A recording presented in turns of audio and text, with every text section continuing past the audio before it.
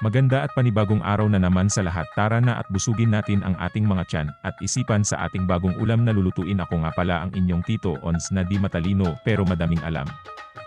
Hahanda muna natin ang mga sangkap ng ating lulutuin. Balatan muna lahat ng sangkap bago hiwain. Ang mga gamit natin sa panggisa ay luya, sibuyas at bawang lamang. Maglalagay din tayo ng carrots, patatas, at bell pepper.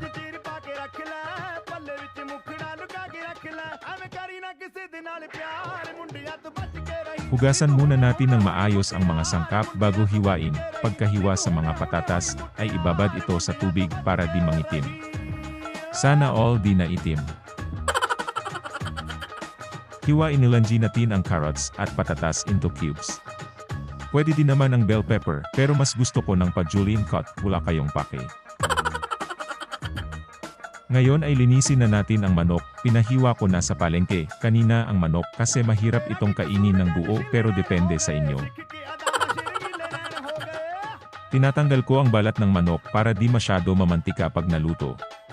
Pero di ko tinatapon ito dahil di naman ako mayaman tulad ng kapitbahay ko na namimigay ng ubo, sige sigarilyo pa.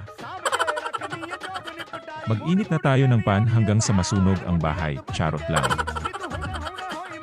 Maglagay na tayo ng mantika, unahin natin ang luya, hindi yung inuna mo yung paglalande. Yung balat nga pala ng manok ay ginagawa kong crispy chicken skin pag wala akong maulam. Isunod natin igisa ang sibuyas at bawang. Isinasabay ko na din pala sa paggisa ang paminta, kasi para sa akin, mas nalabas ang lasa at bango nito pag isasabay sa paggisa. May isa pang sikreto para bumango ang lutuin. Lagyan nyo ng downy. Yung sunrise fresh. Ilagay na natin ang manok. Lagyan ng patis upang magkalasa ang laman ng manok. Takpan ito hanggang sa bahagyang maluto. Dito ay ilalagay ko ang pangalawang gata ng niyog. Ito ang gagamitin natin sa pagpapakulo. Kapag malapit na maluto ang manok, ilagay na natin ang carrots at patatas. Takpan at hayaang maluto. Habang naghihintay tayong maluto ang chicken curry, alam nyo ba na pinagtatalunan kung saan galing at nagmula ang curry? May nagsasabing British ito at meron din Indian, pero ang totoo ay wala akong paki. Pero alam naman natin na mas kilala ang mga Indiano pagdating sa pagluluto gamit ang curry. Kaya ang bibigyan natin ngayon ng opinyon ay ang paraan ng pagluluto ng mga Indiano. Karamihan sa atin, pag nakakapanood tayo ng mga food vlog ng mga Indiano, ay may napapangiwi sa atin. May nandidiri o nadudumihan sa paraan nila ng paggawa at pag-serve ng pagkain gamit ang kanilang mga kamay. Sa bansa kasi nila, ay walang mali dun. Kumbaga ay naging kultura na nila yun at nakasanayan ang ganoong pamamaraan. Ika nga eh.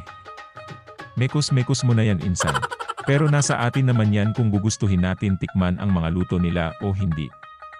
Ang mahalaga lang, pag ayaw natin sa kanilang pamamaraan, ay wag natin silang pagsalitaan ng mga bagay na di maganda.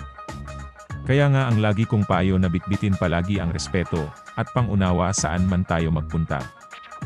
Basta ang mahalaga ay alam ko na gwapo talaga to. Sa mga cough lover dyan, alam nyo na, nakahain na. Tara at kumain na. Please follow, like, and share. Maraming salamat sa pag-aksaya ng oras sa panunood ng aking video. Isip-isip muna ulit ang inyong Tito Ons. Bye-bye, be productive everyone.